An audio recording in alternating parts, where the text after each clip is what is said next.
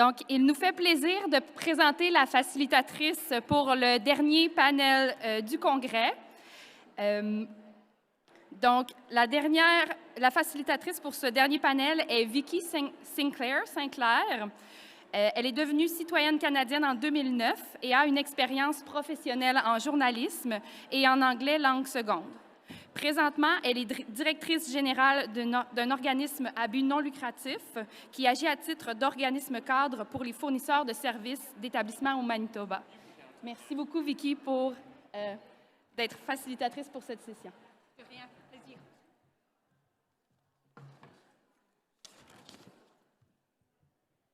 Vicky Sinclair joined the Manitoba Association of Newcomer Serving Organizations as its first executive director in 2016 after over 10 years of working at a Winnipeg settlement service agency.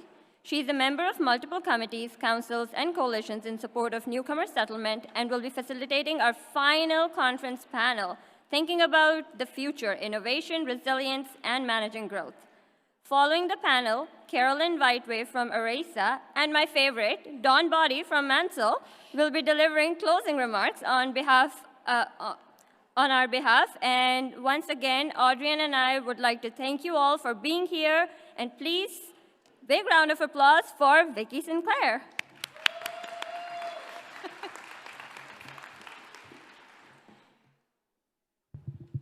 Thank you. Excellent day 3 MCs for the introduction. Bonjour, hello, welcome, bienvenue everyone to the final panel, Thinking About the Future, Innovation, Resilience, and Managing Growth.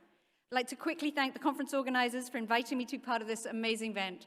We think about small centers all the time in Manitoba, and it would be impossible not to, with Don Body saying, what about small centers every single day? But to have this entire national conference just to concentrate on these issues has been wonderful. And thank you for allowing me to visit PEI for the first time. I tried to get here in 2020 and it was COVID cancelled. For the first 20 years of my life, Anne of Green Gables was literally the only thing I knew about Canada, so it's very, very exciting to be here. I've lived in Winnipeg since 2004, but I'm a small town girl from a very pretty seaside surfing and tourism-based village in Devon, England, just on the other side of the Atlantic Ocean. A community of 8,000 people with very expensive houses, sadly many owned by rich Londoners now, and very few jobs that offer any career prospects or even a living wage.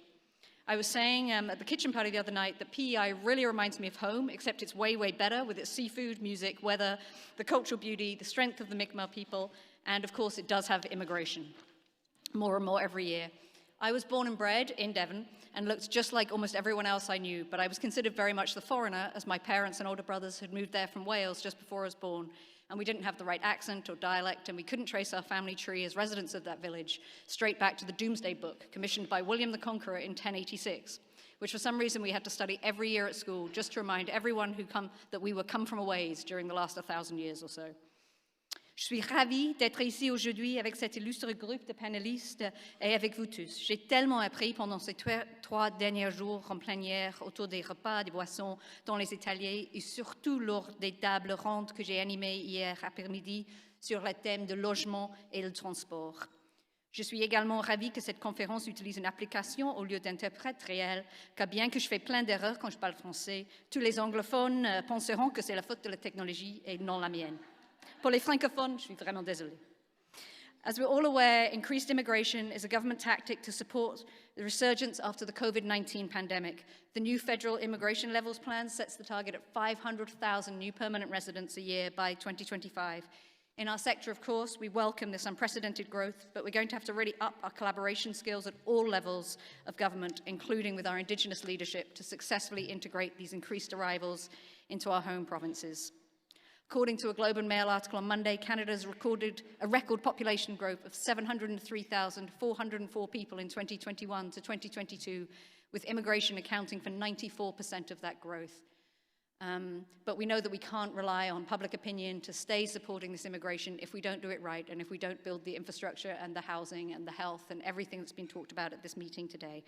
We learned so much during the pandemic. We saw everybody pivot to remote virtual services, which in some cases has very much helped small centers. In other cases, we need to see if it's always client-centered or just more practical. And we've also seen the incredible political and community will to change with the displaced Ukrainians, supporting them in admirable and unprecedented ways, including being able to change over 600 contribution agreements in just a matter of weeks to allow ICC-funded SPOs to work with this group of temporary residents, which we've been told for many years was not possible. So it shows that when things are possible and we do it together, we need to do it for all groups. So today,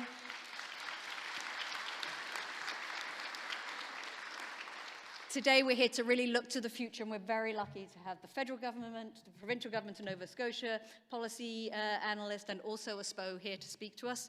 So I'm going to quickly introduce our first speaker.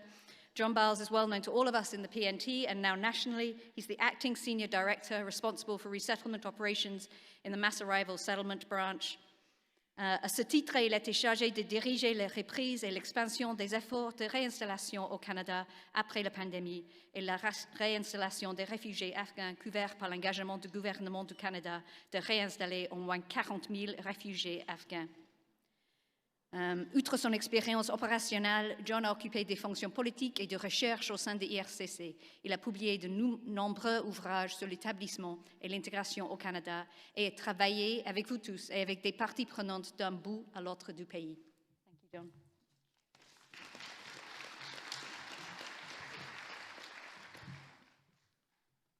Bonjour tout le monde. Hi, everybody. One of my colleagues challenged me yesterday, and she said, you can't make 11 and references in your 10 minutes. And I said, of course I can. So I opened my raspberry cordial. I pushed up the puffy sleeves on my dress, and I walked past the lake of shining waters, through the haunted woods to the White Sand Hotel, and I sat down to ask a few friends what I should talk about in my talk today. So Matthew and Marilla, Gilbert, Diana, Mrs. Rachel Lind, who told me I shouldn't talk at all, and of course, Ruby Gillis of the Gillis clan, all said, talk to Don Body. He'll tell you what you need to know. You can count those, but I'm pretty sure that's 13. Which you should know, prairie folks, means Mel's lost the bet. The next 6 charters go to the prairies. So we're going to talk just a little bit in the next 10 minutes on 3 important things. Kind of the evolution of the, I'll call it the small centers movement, current status, and where we're going in the future.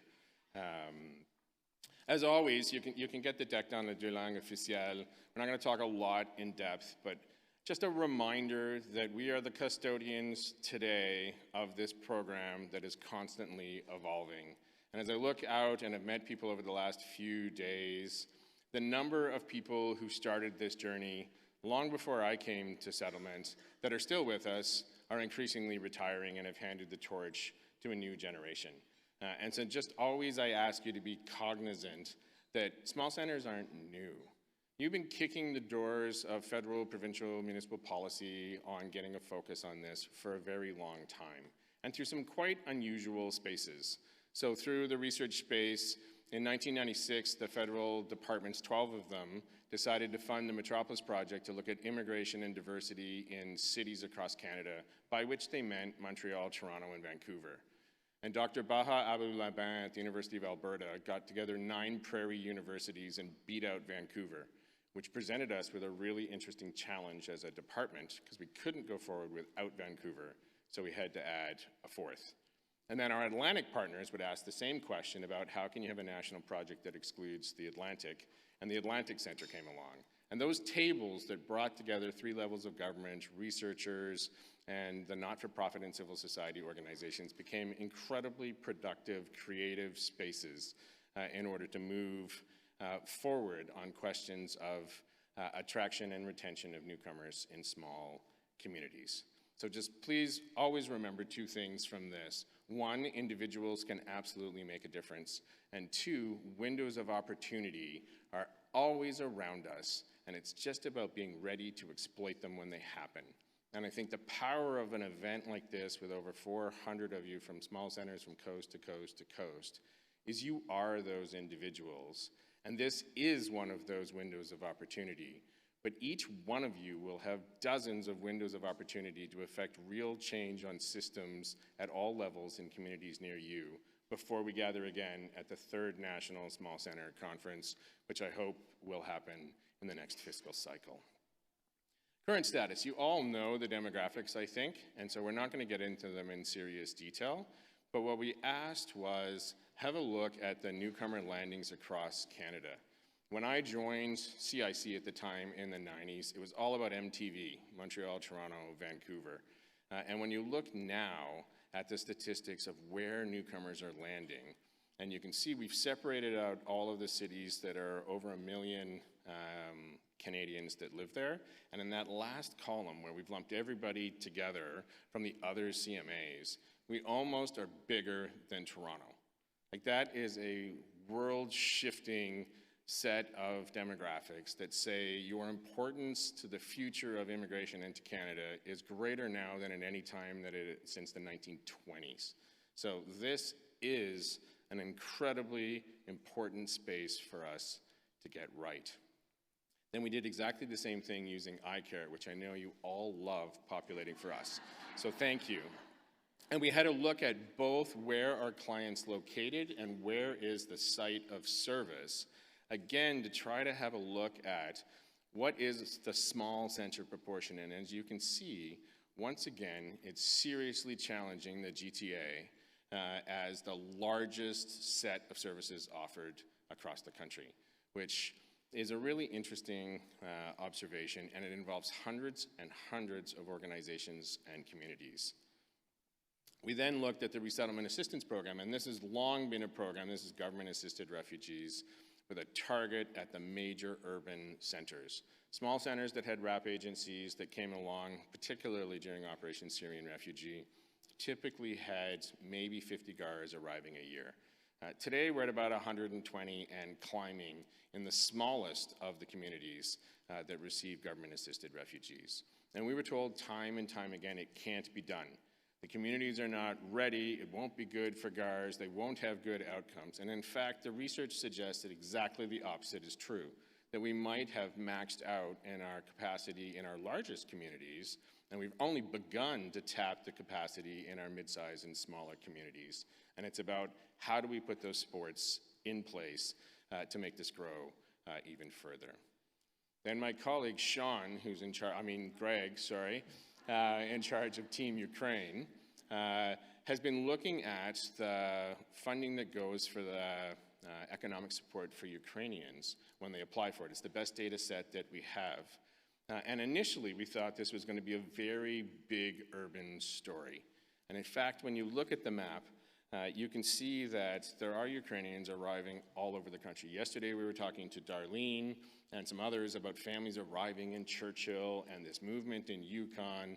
And so this idea of a mass humanitarian flow and sharing the benefits of immigration across the entire country has absolutely piqued our interest. And it's something that we ask you to help us understand better.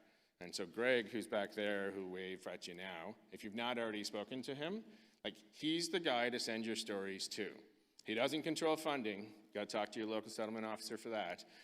But if you have a story about what has worked in your community around assisting the Ukrainians, it would be fantastic to know what that looks like.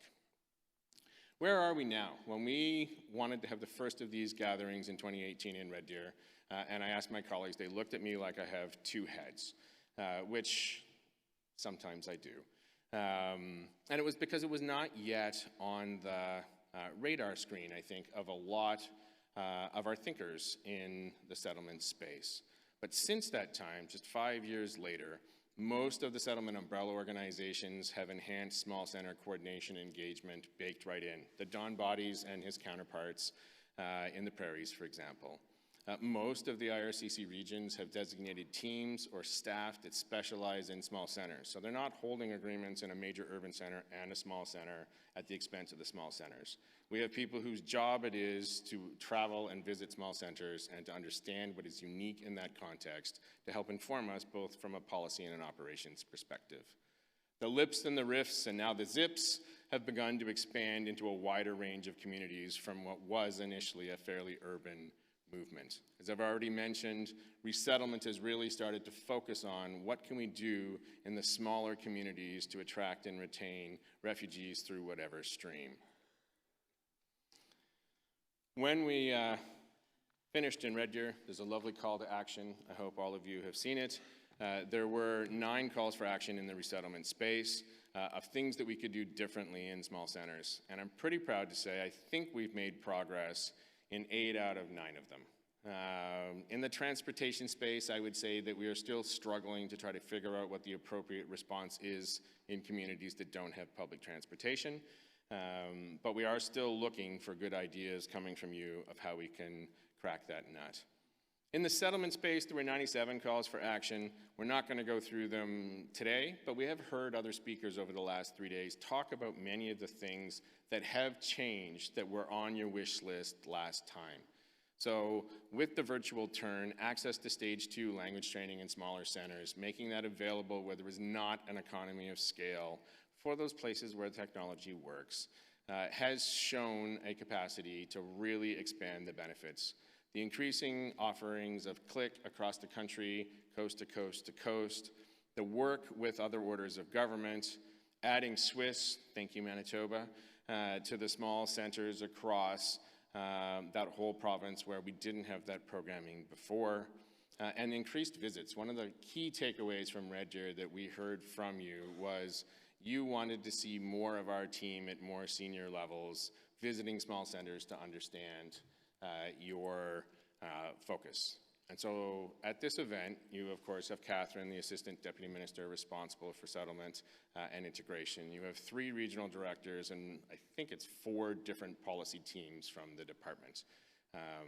And the regional teams have been out traveling. Even during COVID, we were doing virtual visits. So all to say, if you ask, the answer's maybe. If you don't ask, the answer's always no.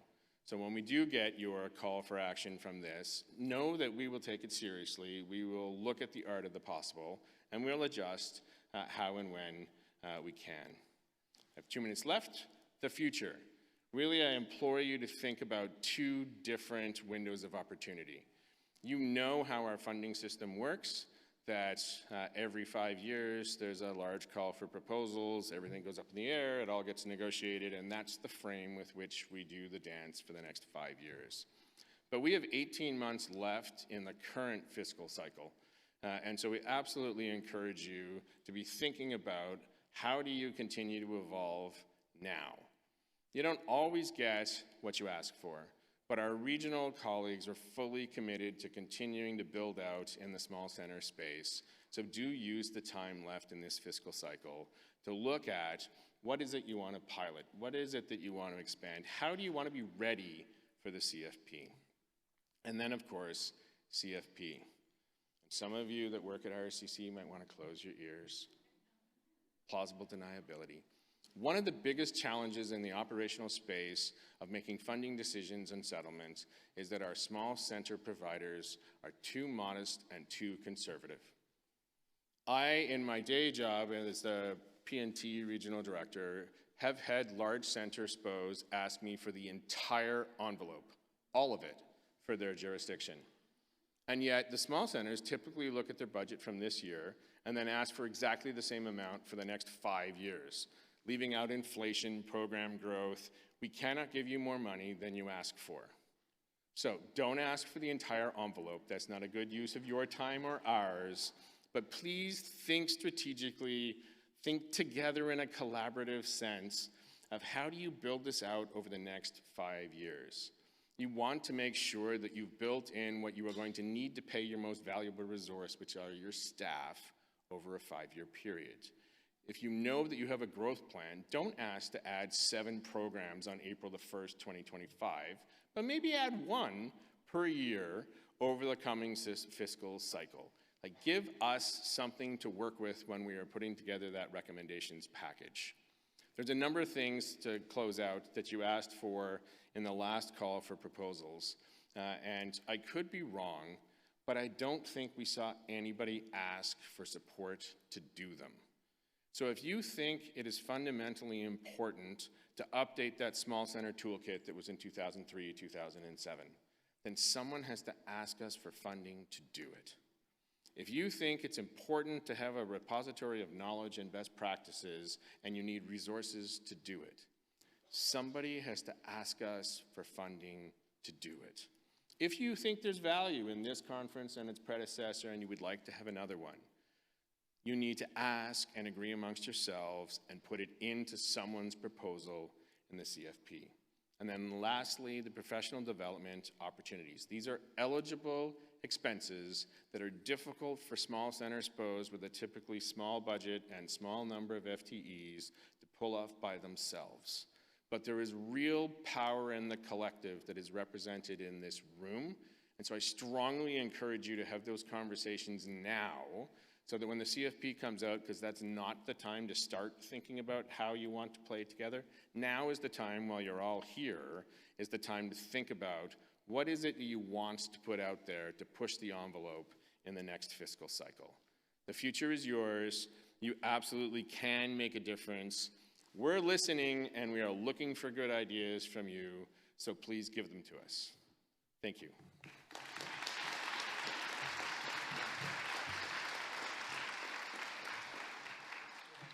Thank you very much, John. It's very obvious your passion for small centre settlement and the support and the thoughts you've put into it over the last many years. Please, can you put your questions into Slido, and we'll be looking at them all at the end. I would now like to introduce our second speaker today. Simone Gendre is the Director of Immigration and Settlement Programs for the Government of Nova Scotia, Canada. In this role, she is responsible for all provincial immigration selection programs through the Nova Scotia Nominee Program and the Atlantic Immigration Program. Originally from Trinidad and Tobago, Simone moved to Canada 5 years ago to work for the provincial government, where her innovation and leadership has been recognized with the Deputy Minister's Award for conceptualizing and implementing a rapid prototyping methodology to deliver digital skills programming to vulnerable communities impacted by COVID-19. She has over 14 years of international experience in leading multicultural projects, strategic policy, planning, and capacity development. She is also a doctoral student at Western University, and her research is centered on addressing wicked organizational problems through policy and praxis. Thank you, Simone. I don't know how you have time to be here today.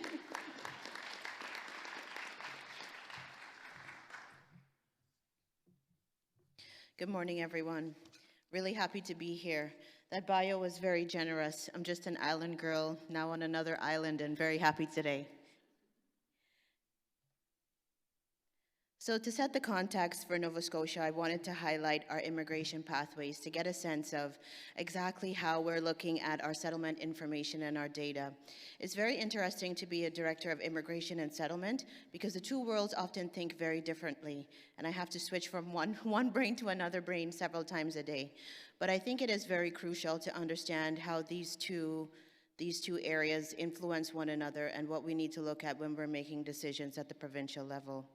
So for Nova Scotia, of course, we have the Atlantic Immigration Program and our long-standing flagship Nova Scotia Nominee Program, which we call the PNP. So for Nova Scotia, what we found is that the Atlantic Immigration Program has been a huge success for small centers and rural areas. And we have seen with our employers that are applying to be designated as an employer under the AIP, we have just about a 60-40 split between employers within our urban area, so Halifax Regional Municipality, HRM, and outside of Halifax is just at about 40% spread across the province. Another innovative thing that we have engaged in over the past couple of years is the Economic Mobility Pathways Pilot. And this has had a huge influence on our immigration strategy for small centers and rural areas. If you've not heard of the EMPP program before, I'll tell you a little bit about it. It combines refugee resettlement with economic immigration. So folks have recognition as a protected person, as a refugee, and they're coming to Nova Scotia or any other province through existing provincial pathways with a job offer to work in a specific field. So for us in Nova Scotia, we saw this grow from supporting one application in 2018 to 58 applications as of last year. So the number is a little bit higher than that now. But why this was really important for our rural areas, because we had critical occupations that were not being filled. And this was the occupation of continuing care assistant or personal worker. It's called different things in different jurisdictions. But for a province like Nova Scotia, not having access to this type of labor force in a rural area is very impactful. Wait lists for long-term care facilities and seniors' homes is very long, and so we need the staff to be able to support the population. Nova Scotia, like many other provinces, has an aging population, and so we had not seen population growth in a long time, and with a larger, older population, there are several challenges to consider at the provincial level. So with the EMPP, this was an innovative way to look at candidates who would otherwise not be looked at in the same way as an economic immigrant, but we were able to do that, and we were very happy for that. And so we had employers in small centers really work with us, and it was a lot of employer education around the settlement piece about what would be required to really support someone coming through this program. And so we had a focus on two areas, Pictou and Mahone Bay, where we've had a lot of success with continuing care workers. So the photo there is from a mission that was done in conjunction with our Office of Healthcare Professionals Recruitment. And so they went to, a refugee camp in Kenya, where they made 65 job offers to candidates there to come work as continuing care assistants. So that's the team from the office that went to Kenya. So when we look at our landings for Nova Scotia, I really want to give you a context of some real numbers for us that demonstrate just how quickly Nova Scotia has been growing as a destination of choice and what that means for us from a settlement perspective. So you'd see there in 2019, we welcomed just over 7,500 newcomers. And last year, we welcomed over 12,000. So for us, in the space of 3 years, we saw almost a 67% increase in landings. And for us, it's just not about having the numbers. Yes, we have our allocation that we need to meet and to support the federal government in their ambitious targets for immigration. But for us, it's about building a province that we only dreamed was possible 10 years ago. That is a province with positive population growth. And I just wanted to give you some context for Nova Scotia. So this is a map of Nova Scotia. And we wanted to show you that the majority of landings are in Halifax. So just about 77% of our landings are in Halifax, which is the small light green area, kind of towards the middle of the map. And then followed by the Northumberland Shore area. This is where we see about maybe 7% of our landings. And then we also have Cape Breton, which is the darker green. And then the other counties are kind of spread out in terms of the landings, ranging between 3 to 5% of our numbers.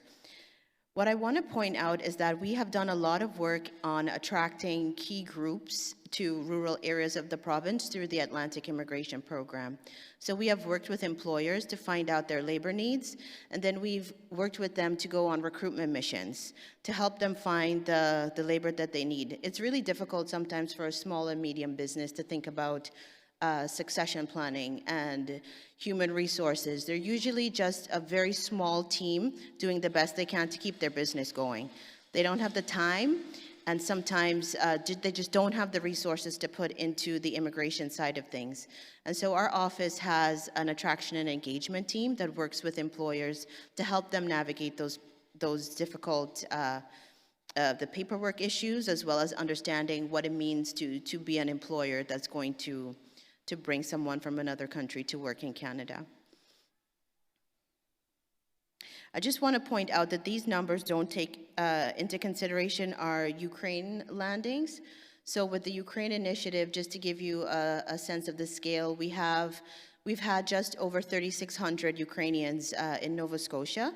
And so the numbers for the 12,000 don't take that into consideration. So for us, it was really important to understand what settlement services were needed and what were the needs of newcomers. So we funded a research study in partnership with ACOA to hear from newcomers and service providers about the settlement services that were offered across the province. So I want to share with you what we heard from that study that was just recently concluded. The first thing that we heard was that our service providers are serving way more people than they expected to serve. So we found out that it was about 60% more than expected. We also heard that newcomers were choosing to settle in rural areas at a greater rate. 25% of newcomers had settled in rural areas in 2022, and this was up from just 16% in 2018. So Nova Scotia saw an increased number of newcomers coming from other provinces. So at immigration and population growth, we also have to look at interprovincial migration. And so we are very proud of having immigrants come from other jurisdictions in Canada to Nova Scotia, and we've had several marketing campaigns geared towards that specifically. We also heard that newcomers said that their biggest struggles revolved around the cost of living and housing, which is in a crisis everywhere, employment opportunities, and healthcare. And over half of all of our survey respondents said that employment services would have been helpful to them in their settlement after entry. We also heard that we needed more tailored supports for highly skilled newcomers, and I think we've heard that as a theme throughout the conference, that people are very highly skilled and not necessarily working in their fields of expertise. We also heard that 50% of newcomers felt that community events were very helpful to help them settle into the community, and by this we mean connections with their specific cultural groups, where they can ask questions, where they see people who reflect them, people who make them feel a sense of belonging. We also heard from our providers that we needed more mental health and wellness initiatives for newcomers, as well as training for staff. And we also heard that we have a greater number of people coming through under the Atlantic Immigration Program.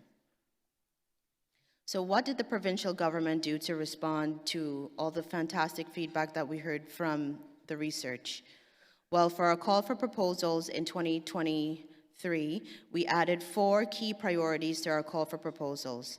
So we added mental health and wellness initiatives, collaborative events with community groups, programs and services specifically tailored for high-skilled immigrants, and of course, diversity, equity, and inclusion, and anti-racism initiatives for employers across the province.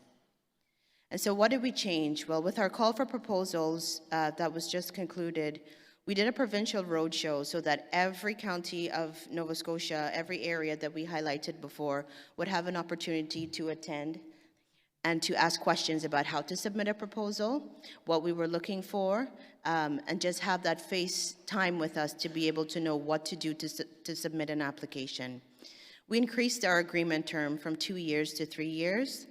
We gave incremental salary increases across the board starting last year, and it will continue until 2026. And we expanded our suite of settlement service providers. We also expanded our eligibility to include asylum seekers. We've had, in response to the federal government, with the irregular border crossings at Roxham Road, we have had to pivot very quickly and expand our eligibility to make sure that no one is left behind, including asylum seekers.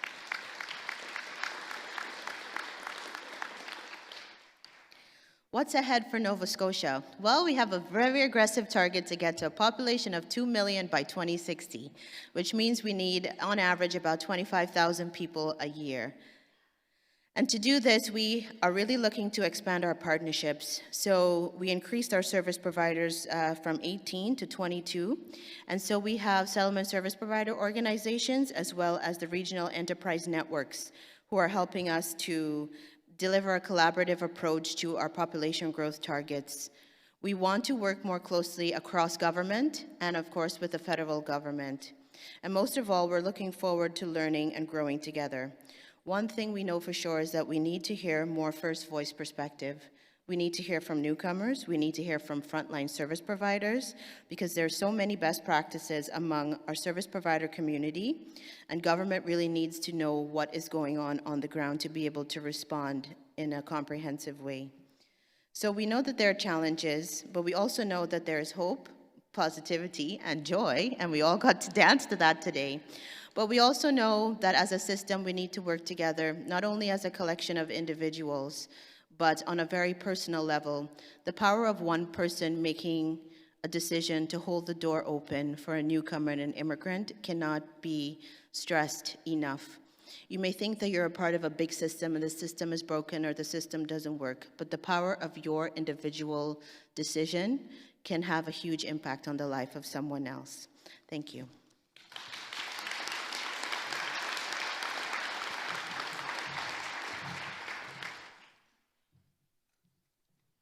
Thank you very much, Simone. I have some serious provincial government envy now. I don't think any of our colleagues are in the House, but there's some excellent initiatives there. And I love the first voice perspective and the incremental salary increases between 2022 and 2026. Our third presenter is Kareem El-Assal, the Director of Policy and Digital Strategy at CanadaVisa. He oversees content development across CanadaVisa's web properties, including CanadaVisa.com and CICnews.com, which is one of the resources I use literally every day. For over a decade, Kareem has worked in the Canadian immigration space, including at ISCC, the Immigration Refugee Board of Canada, and Global Affairs Canada. He's authored over 500 publications on Canadian immigration. His research has been cited by the likes of Canada's Immigration Minister, ISCC, Statistics Canada, and the OECD. His research has covered topics such as immigration levels, the economic impact of immigration, express entry, the PMP, Canadian immigration governance, international students, temporary foreign workers, and entrepreneur and investor immigration.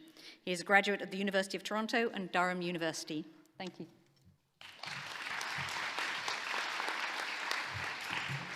Thank you, Vicky, for that kind introduction. So I've been invited by the conference organizers to discuss the role of technology and how we can leverage it to promote more immigration to smaller communities across Canada. About 25 years ago, stakeholders across Canada came together to propose an innovation aimed at addressing one of our biggest immigration challenges at that time. 80% of Canada's immigrants went to just 3 provinces: Ontario, BC, and Quebec. And so this meant the Prairie and Atlantic provinces struggled to also benefit from immigration to promote their economic development. And so the provincial nominee program was born. The PNP, in conjunction with other regionalization initiatives and programs such as the AIP here in Atlantic Canada, has now supported a broader distribution of immigration across Canada. However, we have another major regionalization challenge that remains unresolved, and it is one I hope technology can provide us assistance in. And that challenge is that without fail across Canada, in every single province and territory, without exception, 80% of all newcomers go to the largest cities. So in Ontario, 80% go to the GTA, in BC, 80% go to Vancouver, and this is the rule, again, in every jurisdiction.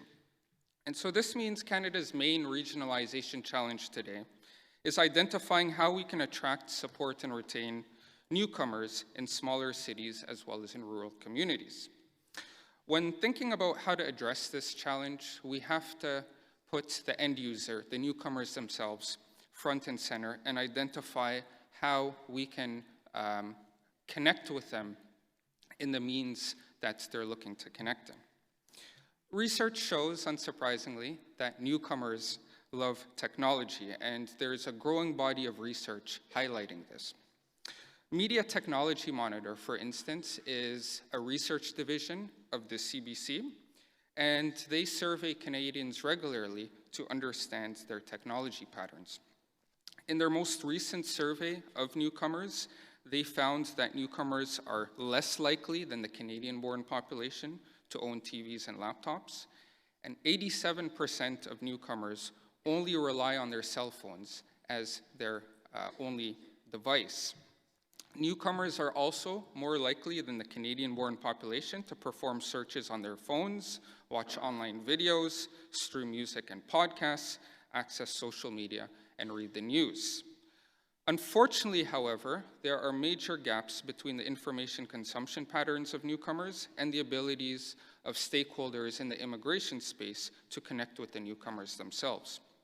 Something I'm very proud of, and we should all be very proud of, is Canada has by far the most robust settlement program in the world. IRCC now spends $2 billion annually on settlement services, including the grant to Quebec, which is 7 times more than what the department spent in the early 2000s.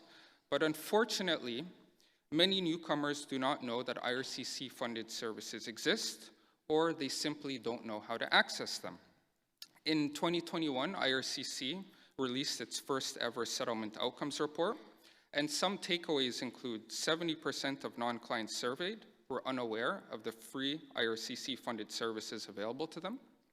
And among newcomers aware of the services, almost 60% said they did not know how to access the services they needed. In addition, in 2018, IRCC released the findings of its evaluation on its pre-arrival services, and only around 7% of eligible clients used pre-arrival services during the evaluation period. IRCC surveys also indicate that 70% of eligible clients don't know pre-arrival services exist.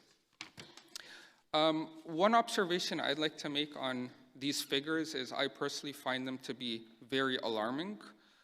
We all know newcomers have to go through IRCC. IRCC is the only game in town when it comes to obtaining a visa. And so if newcomers are not aware of the settlement services available to them via IRCC, there is a very high likelihood newcomers are not aware of other major opportunities, such as opportunities in smaller communities and rural communities, as well as other vital pieces of information that can help them succeed in Canada. So what I'd like to do is offer a few ideas that can help us brainstorm how we can better leverage technology to bridge the divide and, of course, to achieve the objective we're seeking to achieve through the discussions we're having at this event, which is to promote more immigration to our smaller communities. First, we need to better leverage technology to get the word out to newcomers on opportunities in smaller centers. And for the reasons I just noted, given that it is the hub when it comes to visa issuance, IRCC should take the lead here. IRCC has a variety of very helpful tools on its website to help newcomers discover their visa eligibility as well as settlement information. But there's no such tool, whether it's operated by IRCC or provinces or other stakeholders, to guide newcomers in terms of identifying opportunities in smaller centers. Given IRCC's central role in our immigration system, it makes most sense for them to host this info. And it can simply be an online wizard where newcomers are asked a variety of questions along the lines of what job opportunities they're interested in and what sort of lifestyle preferences they're looking for when they move to Canada. The department can then share with them more personalized information on a variety of options for them to consider. At this point, IRCC would do the handover over the smaller communities who would take the lead in terms of disseminating useful information as well as selling themselves to these prospective newcomers. We're all familiar with exploratory visits by newcomers and the benefits of engaging in them under the PNP. And technology use by these smaller communities can promote the benefits of exploratory visits at a larger scale and at a deeper level. Once newcomers are in touch with the smaller communities, the communities themselves can provide the likes of virtual tours to show newcomers around the community. And here is a great opportunity to highlight housing options, schools, daycares, healthcare facilities, recreational and cultural centers, and much more. Providing this concierge level of support, as we've seen over the last 25 or so years, gives smaller communities an edge over larger ones. We're also seeing more virtual job fairs, and one of the benefits of these fairs is they impress among newcomers the amount of employers seeking to hire in smaller communities, and they also enable connections between the two sides. We've all heard from our personal experiences from employers saying, I was shocked when I met these newcomers themselves by the caliber and the way they presented themselves, which is ironic given how selective our immigration system is. But employers themselves don't know what they don't know, and so it's incumbent on us to identify forums where the two sides can engage with one another and employers increase their propensity of recruiting, supporting newcomers in their hiring practices. One other thing we can stress to newcomers is in today's digital age, they don't necessarily have to live in Canada in the, where they're going to be doing work. They can obviously work remotely. And so smaller communities can sell this point to newcomers, noting that you can obviously live here, have a great quality of life while working remotely for an employer in another jurisdiction. The pandemic has really stressed to us that we all want to balance quality of life with work, and here smaller Canadian communities, again, are uniquely positioned compared to larger ones. This leads to my next point, which is on marketing and social media. As I noted at the start, newcomers are very active online and on their phones, but the Canadian immigration space is still lagging a bit in this regard. Smaller communities, including SPOs, need to become more active, posting on social media and answering newcomer questions. Social media is also great for sharing newcomer success stories, and this sort of social proof can help to attract more newcomers. We also need to be mindful that information consumption patterns among all of us and among newcomers themselves have changed significantly in recent years. People are no longer looking for static forms of information such as articles or guides. What they're looking for are the likes of videos, webinars, podcasts, and other forms of interactive content. And so smaller communities who are able to make this adjustment will place themselves at an advantage. Now, going back to IRCC before I conclude, I'd like to highlight a few other ways I feel the department can harness technology and make some policy adjustments to support smaller communities. Perhaps we can harness technology and the improvements that the department has been making to process applications to reduce the service standard for programs that promote immigration to smaller communities, such as the PNP, RNIP, RNIP, AIP, etc. And this can help further incentivize newcomers to apply to such programs. IRCC could also auto-enroll all those approved for PR into its pre-arrival services.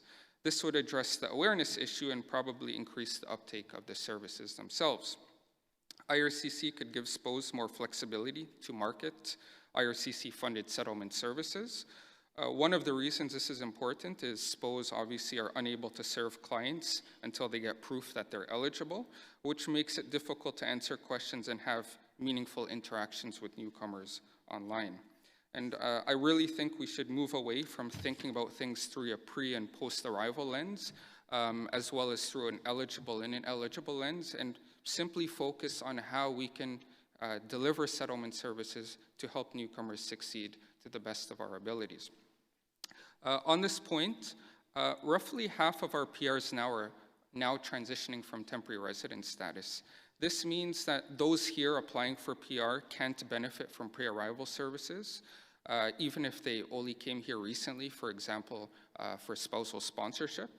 Moreover, international students, for example, can be here for 5 years or so before they become eligible for IRCC-funded services. This is paradoxical, of course, because IRCC wants them to stay, and research clearly shows the earlier the settlement intervention, the more likely a newcomer is going to settle, integrate, and succeed. I'm not sure how we address the eligibility issue. Again, given IRCC spends $2 billion already, they would have to break the bank to be able to open up accessibility to more temporary residents. But I'm sure all of us can put our brains together and come up with some form of solution. I think at the very least, when it comes to sponsored spouses awaiting for their PR application to be processed while they're here in Canada, we should open up eligibility to them, given that they're here in Canada waiting between 1 to 2 years for IRCC to simply approve their PR application.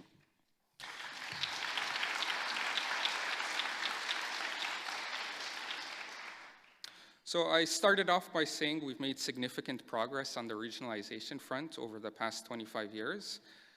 Technology can help us make significantly more progress in the next 25 years.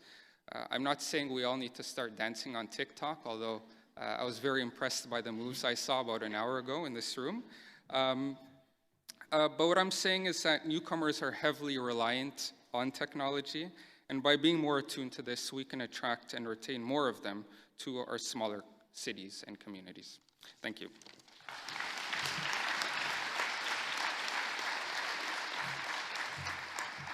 Thank you very much, Kareem. Certainly a lot to think about there, and definitely resonated with a lot of the feedback we got from the roundtables yesterday, especially that flexibility to really meet the needs of the clients. And we've just got to work out a way so that it can still, report back to Treasury, follow our rules, and be responsible, but really not get bogged down by restrictions. Okay, our fourth and final presenter today is Ricardo Morales. He is the Director of Community Development and Integration Services and Southern Alberta Rural Initiatives, a division of Calgary Catholic Immigration Society, CCIS. During his 35 years of experience in education at the K University, he served as teacher, university associate, and a school principal. Ricardo's passion is in intercultural consultation and presentations in the areas of cultural diversity and inclusion, building culturally inclusive communities for nonprofit and business, culturally responsive teaching, and professional development for educational organizations. Rick served as president of the Trinidad and Tobago Canadian Cultural Association of Calgary, so I'm sensing a theme on this panel now, and his personal mission is to assist others to engage successfully and effectively with people of other cultures and in building culturally inclusive communities. Thank you, Rick.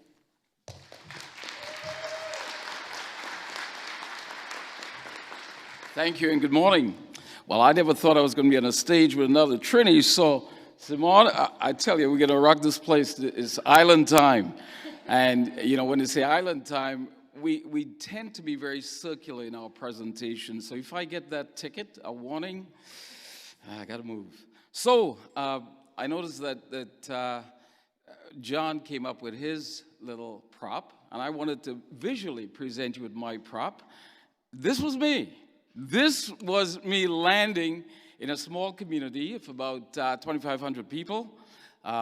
Today, this is who I am. And to get to where I am today, I had to go through this transformation. The hair's gone. The polyester, polyester pants is gone. The platform shoes. I had that was my favorite yellow striped turtleneck with a suede jacket. Now, I was describing this to kids in a class, and this one student drew this in a great likeness to exactly what it was. So I must say that the context of going to a small community without having a black barber, I couldn't trust any other person to cut my hair, so I had to keep the Jimi Hendrix look. No settlement services, no cultural food. So I had to, all those cravings, I put that stuff aside. But part of this was fulfilling the dream of a father who believed that small rural communities were safe havens to raise a family. And it was this rural context that nurtured my experiences in Canada and also a context for which I'm going to speak today. I'm also going to bring the experiences of where I presently work with CCIS, and I want to take a look at 4 areas that impact managing growth, innovation, and moving forward. And these 4 areas are looking at economic development, rethinking the ways in which we work in rural communities as settlement service providers, what are the potentials within rural communities, and the need for rural partnership. Now, we have the unique opportunity in working with CCIS to straddle the rural-urban divide. And it's through this rural-urban divide, we're able to see that there's a strong desire for multiple levels for economic resurgence, especially post-COVID. Policymakers, municipal leaders are turning to strategies to promote economic development that require new approaches to attract people. We know that communities need talent. We know they need skills. We know they want to generate local economic growth. We see in Alberta that the Alberta government came up with an economic plan for rural Alberta. Now, within that economic plan, they talk about actions to support capacity building, key areas of entrepreneurship, skill development, small business supports, marketing, rural indigenous communities, promoting tourism, and rural economic development. The question I'd like to bring to this is, how would innovation in economic development align in relation to integration and settlement? And to that, I came upon a study by Susanna Oot, an occupational scientist at UBC's Center for Migration Studies, and she states, while Canada plans to add upwards to 1 million immigrants by 2025, she sees a gap in services to help people settle in socially, and a lot of immigration policy is about supporting the Canadian labor market, she says.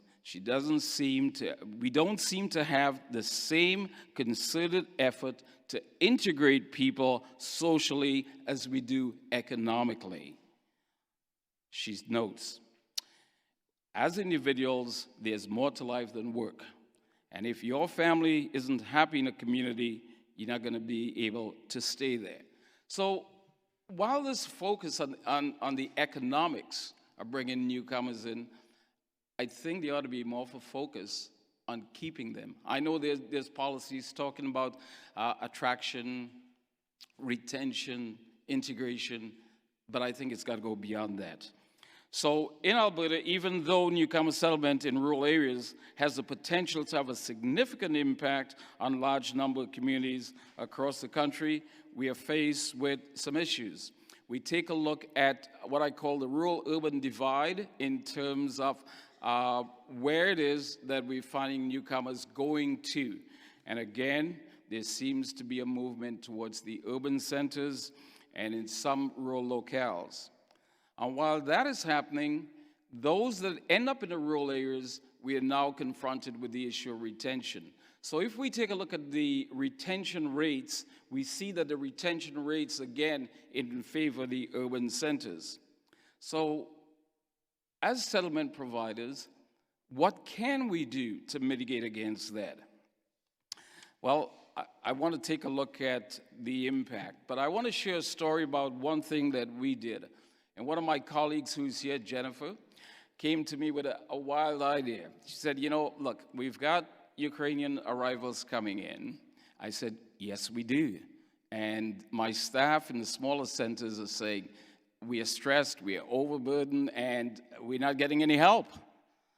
She said, so I said, I'd like you to write a proposal so we could get some funds to support existing staff. And she said, well, I'd like to write a proposal to do something drastically different. I said, okay, go for it. What's this drastically different? Well, take a look at the cities. What's happening in the cities? Many arrivals want to go into cities. The cities are facing challenges with housing, finding supports, and really it is becoming a crunch in terms of what kind of supports how could these settlement service organizations come together to support the Ukrainians in the cities? And contrary to that, you have smaller centers that are experiencing shrinking growth, labor shortages, and generally is saying, look, we need some help. So she came up with a proposal that what we were going to do and take on as an organization was to start relocating Ukrainians into small communities in a very thoughtful way. We would connect with communities that could assure that there were employment opportunities, housing opportunities, and a desire to have newcomers coming into that particular communities. As a result of that, and this was only a 6-month project, I think within the first couple of months, we had over 300 people subscribing on a web page, and I think in this short amount of time, within a 7-month period, she's moved, or that project has moved successfully over 50 individuals. And we have more families that we are working on in relocating to different parts of Alberta. So it wasn't just a southern Alberta. This became a province-wide initiative. And I said, look, we were doing this with only 1.5 staff. We divided the FTEs, so people we hired a couple of Ukrainian speakers, and we had a specialist in housing, and we tried to manage this piece. So I think when we look at whether or not this could mitigate against the retention, I don't know. We're going to give it a shot and see where it goes. And I think that's one of the things I heard John talk about, small centers and the ask. We really need to sometimes risk it, ask for it, do it, and see where it goes. That was another advice I had from Stephen Covey, is we may not have all the answers, but at least we got to try and see what happens.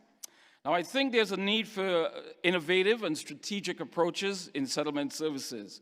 We need to be a little more analytical, better understanding of the elements of rural innovation. What does rural innovation mean? Policies, municipal, provincial, and federal policies have to support innovative practices for rural areas. Financial funding to support rural innovation. We need to look at diversifying that funding piece. You know, we are caught up in a bind. When we look at funding and we take a look at disaggregating our funding, we see we have a bucket of funding that's what I call project funding. We have another piece that's process funding. So we get these project funding to deal with major issues, and then there's a shelf life. It's done. The intent is we could take this project funding and help to stimulate our communities to adapt some of these initiatives, and hopefully that they will take it on. In the process funding, we know that we're working through particular issues over a greater deal of time. But I think as we look at funding, I really urge you folks to really seek within your communities, find out what it is that you can do to support communities. I take a look at the impact of our settlement rural areas. We do employ a hub and spoke. And I had a great conversation with a colleague we met from BC and said, well, you know, that hub and spoke doesn't work well for us. And I said, well, for us, it does, because we look at what can we do where we have offices and extend that out to some of the smaller centers where we could provide a service to newcomers who are going there. From that hub and spoke model, we were able to, in fact, man, I got my time and I'm not even there yet. We were able to develop and extend offices in different areas. And I think that's one of the critical piece. If we extend the hub and spoke from our main office in Calgary, that extended down to the rural communities. And when we went into small communities, we adapted a different acronym. We were not the big city provider coming into a small community. We let the community adapt some of our, so we changed our names. So we have FCIS, WCIS, and it became a part of the community. So in looking at small communities, I think there's 6 things we need to look at. Is that rural communities are diverse, and we need to celebrate that. Diverse in terms of geography, socioeconomics, geopoliticals.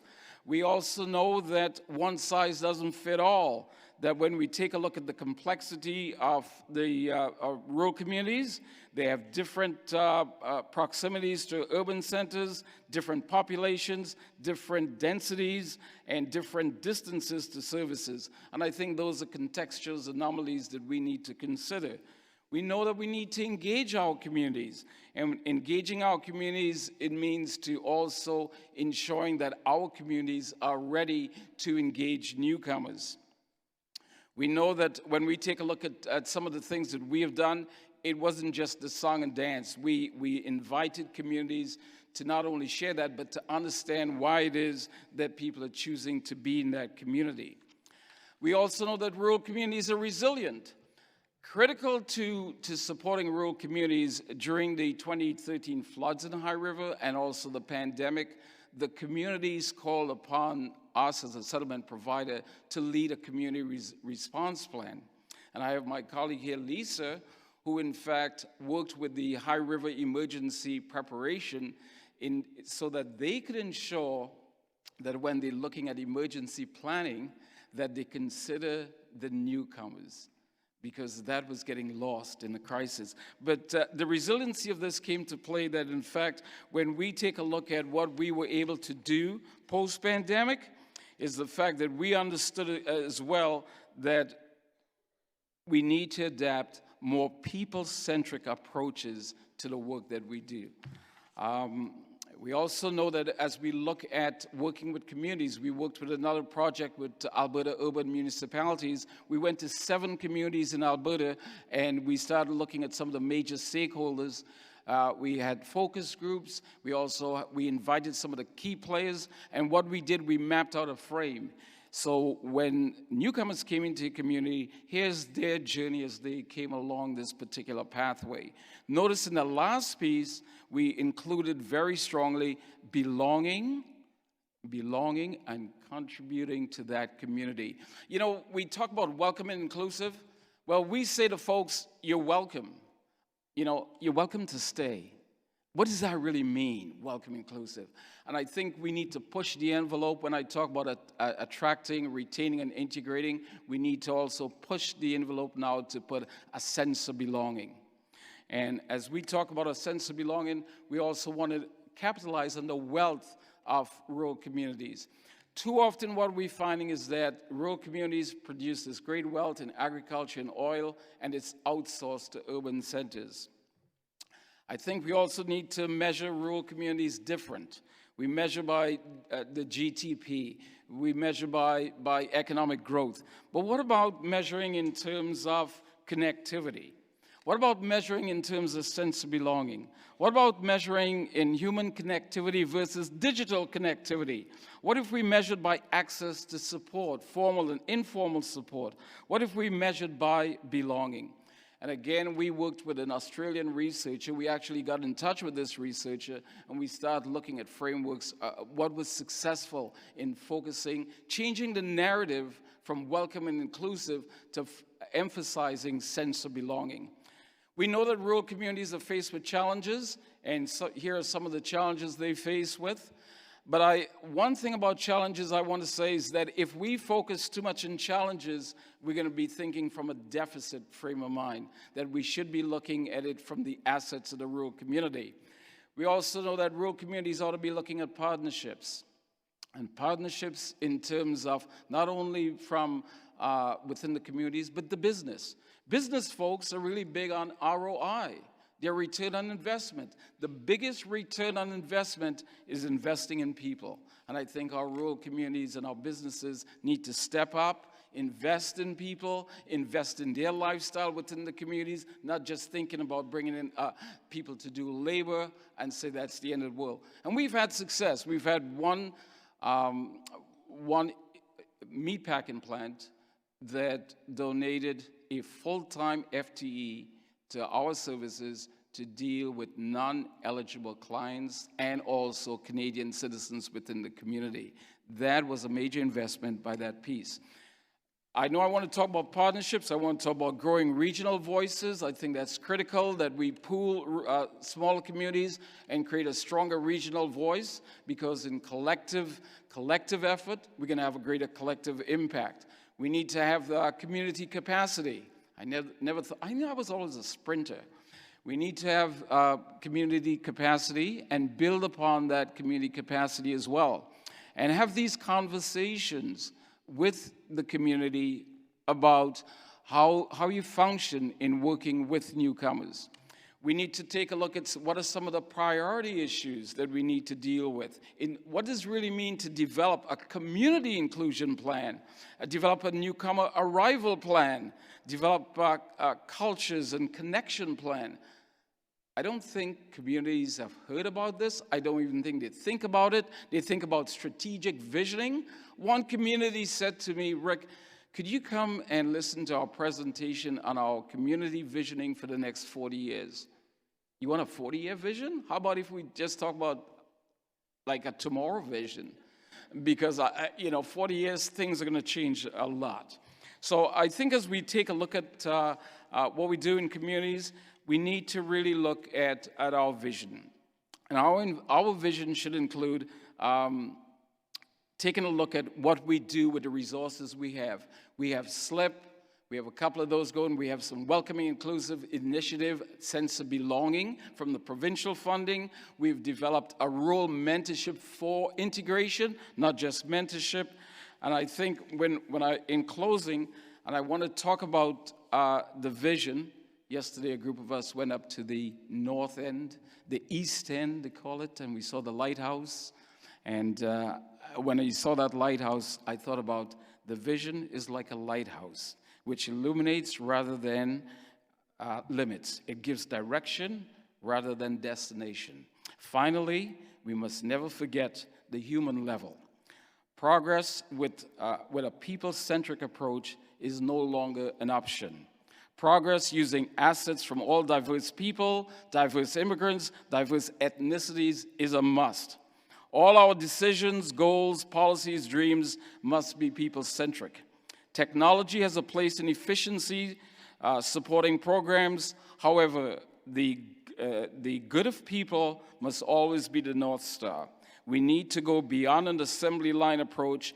We are not in the business of creating referral centers. We need to, or even ticking boxes and meeting status quo. We need to prioritize solutions with the intention of unleashing the full potential of each and every client within the context of our communities. If we want to walk fast, we walk alone. But if we want to walk far, we need to walk together. So thank you. In the time that I had, on behalf of all the SPOs, thank you.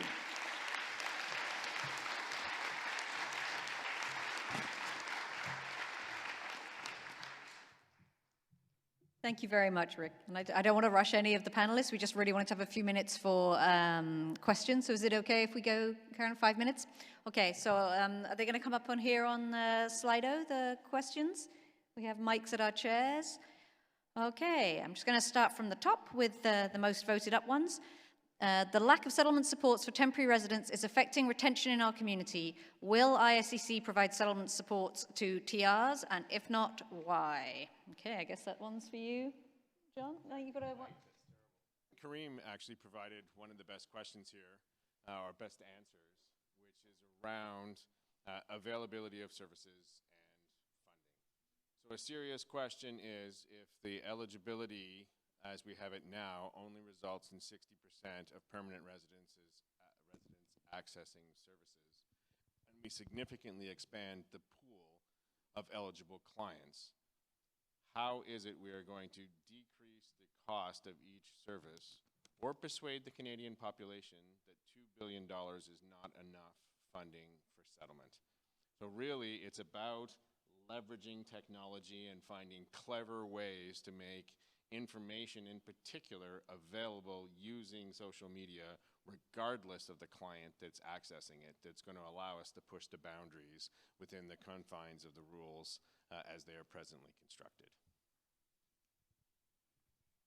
Thank you very much. And the next couple of questions are similar. Again, as we all know, this is a key issue and connected in with the overall budget as well. But pay increases, cost of living, we all know that we're losing settlement staff to other sectors despite their passion for working with newcomers. So is this something that will be built into separate from programming costs for the next CFP, so we're not always balancing the needs of our clients with the needs of our staff, most of whom are newcomers themselves? Sorry, John. All the questions are for you. So the answer to this one is always talk to your officer. They are your first point of contact.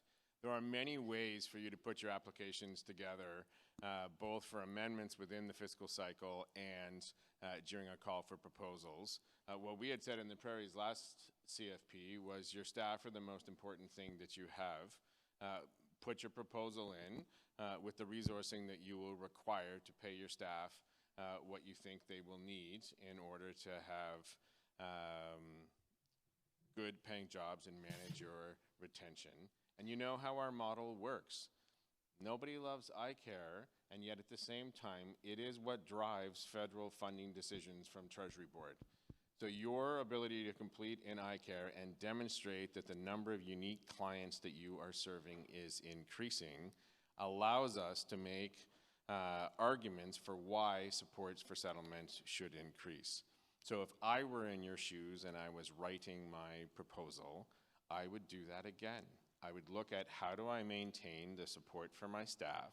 And I know when I ask my region for incremental funds, because I am seeing more clients coming through my doors in years 3, 4, and 5 in those 5-year contribution agreements, that I'm going to be well positioned to leverage incremental dollars because I have the metrics to show that I am helping more clients. But I can't help more clients if I don't have my staff. So when you write your proposal, especially small centers, I've seen this many, many times, you start with, well, I need to serve 250 clients. And over the course of the 5 years, that's going to become more challenging, so I'm going to cut other things. And then you have to come back to the region and ask for funding to add salary increments and pieces that are kind of core to your business. And you don't have as easy a time of making the business case as if you had done the reverse. I don't have enough funding, so in year 5, I'm going to serve 150 clients with the money that is available. If you're still having 200 clients come through the door, that's a pretty good rationale for the ask for the increase. So that's how I would structure my proposal if I were in your shoes. Thank you very much. Questions are coming up and then disappearing again on here, but there was one about flexibility for community events, that they're very important in small centres for the retention of newcomers, and will there be more flexibility for paying for food for these events? And I just wanted to add on one thing that came up a lot in the roundtables yesterday, just about partnerships. It takes a lot of work to work together and collaborate for these big community events, but sometimes only one agency can claim the clients and go into eye care, so work is not recognised. So just as we all think outside the box to do these events for retention, especially in small centres, how can there be the flexibility so that's reflected in the work that ISCC is paying for? So here I would simply say the power of the collective. There's no doubt whatsoever that community connections programming is particularly important in small centers. It's often how families find their way to you in the first place, along with Swiss, which is a great front door to settlement in rural and small centers. And so how do you leverage the collective common cause now that you have small center coordinators across most, if not all, of the provinces and territories? Don't fight this alone. Think about what is the framework and the change that you would like as small centers, the small center exception that you would require, and come to us with something concrete. Because if you ask, the answer is always maybe. And if you don't ask, the answer is always no. So something very grounded and concrete of, we think this would make a difference, here's how we would demonstrate that difference, is something that our policy colleagues could then work with. So I would say take advantage of you in the collective to think through what that might actually look like, and then come to us with a proposal so that we can take that on board in the policy discussions with those that make decisions like the framework of the program. Thank you. One final question, then I'll pass over to Carolyn. Immigration programs allocate points to IEPs who then face significant licensing barriers post-arrival. It says here, how can ISCC, but also this could be a question for the Nova Scotia government and regulatory bodies, better coordinate? I know we're seeing a lot of this work in Manitoba. Is there anything particular that Nova Scotia is doing at the moment to work for internationally educated professionals? Thank you for the question. So we have bridging programs through some of our settlement service providers where there is a loan available. There's financing options available to folks who need to pay for that licensure exams in a range of different professions. So this continues to be a challenge. So we continue to hear from service providers and immigrants about these barriers. So we are working to make funding available. We actually did a study as government as well around the cost the cost that a newcomer would face while trying to pursue their licensing, cost of living, rent, housing, supporting a family back home. So the Office of Health, Department of Health, is looking into that as well to see what all we can do across government to reduce some of those barriers. Thank you very much. Okay, I would just like to thank the panel. Big round of applause, please, for the panel joining us today. Thank you. Merci bien.